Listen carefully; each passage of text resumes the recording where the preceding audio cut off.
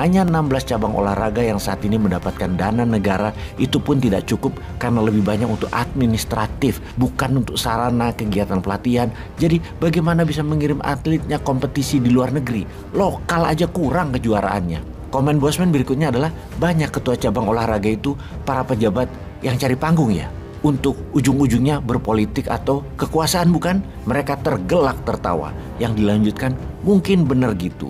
Bukan untuk prestasi olahraga, juga waktu mereka sedikit sekali karena mereka orang sibuk. Jadi pastinya dana kurang buat atlet dan kompetisi serta sarana dan prasarana serba kurang. Ada 50 lebih cabang olahraga yang tidak masuk mata anggaran pemerintah. Cabang-cabang olahraga ini selalu tumbuh dan minat atlet dunia pun bertumbuh. Kita di Indonesia sama sekali tidak pernah mikirin apa yang terjadi di dunia olahraga internasional dan olahraga prestasi baru lainnya. Padahal di mata seorang pemimpin, jika telah ikut Lemhanas atau memiliki pemahaman bela negara, olahraga adalah salah satu cara untuk membuat negara lain hormat pada kita, yaitu menghargai atlet-atlet yang berkompetisi untuk menaikkan bendera dan menyanyikan national anthem suatu negara. Semua itu harus didesain dengan benar oleh negara, oleh pemerintah, dirancang, dibuat roadmap-nya mulai dari bibit muda di bawah 10 tahun terus dibina hingga usia kompetisi dan berprestasi. Indonesia pernah dengar nggak punya rencana besar misalnya sepak bola akan masuk Piala Dunia 2026 misalnya? Kalau niatnya begitu, dibuat program jangka panjang sejak 10 tahun yang lalu seharusnya. Demikian cerita panjang dari mantan atlet pingpong nasional peraih banyak medali emas internasional. Ya sudah, nanti Newman aja yang buat rencana Indonesia masuk Piala Dunia 2030 dan 2038 Indonesia menjadi tuan rumah World Cup. Demikian komen iseng Bosman yang dilanjutkan dengan pertanyaan mereka. Jadi Bosman, bagaimana cara membuat kita ada dana untuk olahraga dan membuat kita lebih prestasi?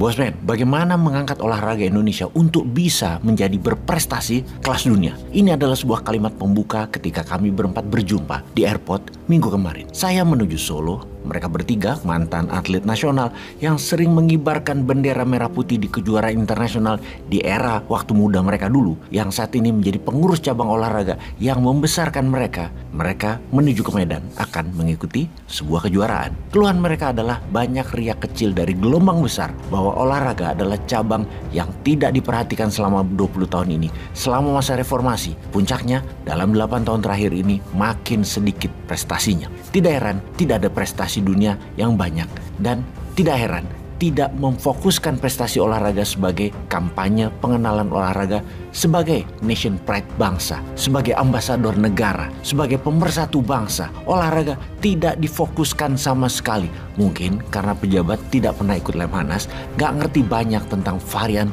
bela negara itu, yang salah satunya adalah olahraga. Bayangkan, pengurus itu sampai harus mengeluarkan uang dari kantong mereka sendiri demi cabang olahraganya tetap berjalan. Sungguh, seberapa sih uang mantan atlet itu? Berat mereka lakukan hal ini. Mereka melakukan hanya karena cinta dunia sport yang melahirkan jiwa sportivitas, fairness, dan fair play. Olahraga itu meningkatkan endorfin, menciptakan kemampuan teamwork, komunikasi, dan pastinya bikin sehat. Jadi bagaimana supaya dananya cukup dan sering-sering ada kompetisi lokal yang bisa menjadi prestasi dunia dengan tujuan mengibarkan bendera merah putih di setiap laga di dunia? Maka Bosman pun bertanya, anggaran negara ada apa enggak? Dijawab oleh mantan atlet judo yang penuh dengan prestasi. Mas, bayangkan hanya 16 cabang olahraga yang saat ini mendapatkan dana negara, itu pun tidak cukup karena lebih banyak untuk administratif, bukan untuk sarana kegiatan pelatihan. Jadi bagaimana bisa mengirim atletnya kompetisi di luar negeri? Lokal aja kurang kejuaraannya. Komen Bosman berikutnya adalah banyak ketua cabang olahraga itu para pejabat yang cari panggung ya. Untuk ujung-ujungnya berpolitik atau kekuasaan bukan? Mereka tergelak tertawa. Yang dilanjutkan mungkin benar gitu. Bukan untuk prestasi olahraga, juga waktu mereka sedikit sekali karena mereka orang sibuk. Jadi pastinya dana kurang buat atlet dan kompetisi serta sarana dan prasarana serba kurang. Ada 50 lebih cabang olahraga yang tidak masuk mata anggaran pemerintah. Cabang-cabang olahraga ini selalu tumbuh dan minat atlet dunia pun bertumbuh. Kita di Indonesia sama sekali tidak pernah mikirin apa yang terjadi di dunia olahraga internasional dan olahraga prestasi baru lainnya. Padahal di mata seorang pemimpin, jika telah ikut Lemhanas atau memiliki pemahaman bela negara, olahraga adalah salah satu cara untuk membuat negara lain hormat pada kita, yaitu menghargai atlet-atlet yang berkompetisi untuk menaikkan bendera dan menyanyikan national anthem suatu negara. Semua itu harus didesain dengan benar oleh negara, oleh pemerintah, dirancang, dibuat roadmap-nya mulai dari bibit muda di bawah 10 tahun terus dibina hingga usia kompetisi dan berprestasi. Kalau dalam sejarah kita mencontoh banyak negara, misalnya saja Hitler ketika Nazi berkuasa melakukan kampanye Jerman melalui olahraga. Kemudian Jepang ketika kalah Perang Dunia Kedua. Puncaknya prestasi dunia Jepang di tahun 1964 adalah di Olimpiade Tokyo. Hanya 19 tahun setelah Perang Dunia Kedua berakhir, Jepang menjadi kuat ekonominya yang membuktikan dengan olahraga dan menyelenggarakan Olimpiade. Lalu Olimpiade Beijing 2008 adalah sebuah momen yang tidak bisa dilupakan oleh dunia. Dunia terbelalak oleh kemajuan Tiongkok yang dipamerkan dengan acara dunia dan prestasi dunia di Olimpiade. Indonesia pernah dengar nggak punya rencana besar misalnya sepak bola akan masuk Piala Dunia 2026 misalnya? Kalau niatnya begitu, dibuat program jangka panjang sejak 10 tahun yang lalu seharusnya. Demikian cerita panjang dari mantan atlet pingpong nasional peraih banyak medali emas internasional.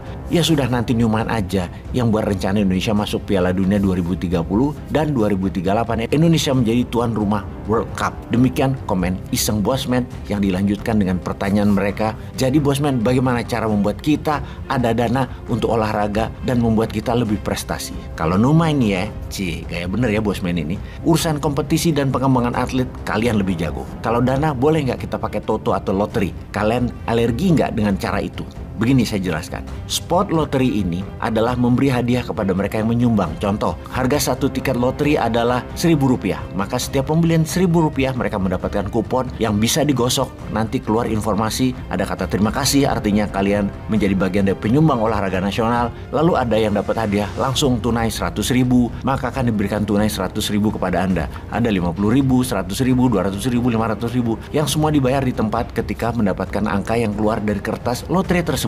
Kemudian ada hadiah yang paling diincar semua orang adalah dipanggil di Big Wheel. Kalau sudah ke sana bisa bawa pulang uang hingga Rp100 juta.